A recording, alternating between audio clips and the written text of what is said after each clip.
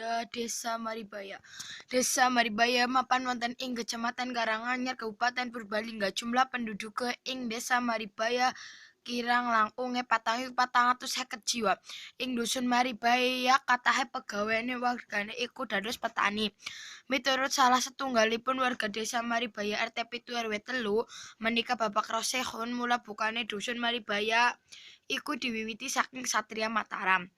Inggih punika jamanipun riyin wonten Kesatria Mataram nglampahipun pengembaraan dugi wonten ing dusun panjenengane Tapan, nanging salebetinge tapak kalawan diuji lan ditepungi dening kata ula. Dusun menika dijenengi Kudung Ula. Nglampahi maning pelampahane ing sebelah wonten menika tapa malih, nanging boten wonten toya panjenengan menggejuk lan medal sumber mata air. Sumber mata air punika dijenengi Sumur Kidang.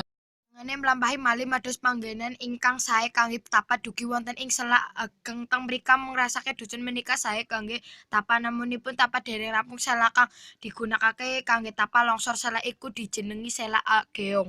Lampahi malih pelampahan ing manganapan nglarali Delanggung Lepen. Lepen punika dijenengi Lepen Kuning. Lan mlampahi pelampahan malih dugi wonten ing wana teng mrika angsal katrenteman saking sedaya ujian panjenengan tapa ing dusun menika ngantos napa ingkang dipunaping angsal batas wekdal pertapaan menika boten wonten cobaan napa mawon lan panjenengan maringi jeneng dusun menika Dusun Maribaya, artosipun mari utawa mantun saking bahaya. Inilah cariyos singkat asal usul Desa Maribaya saking kelompok 6.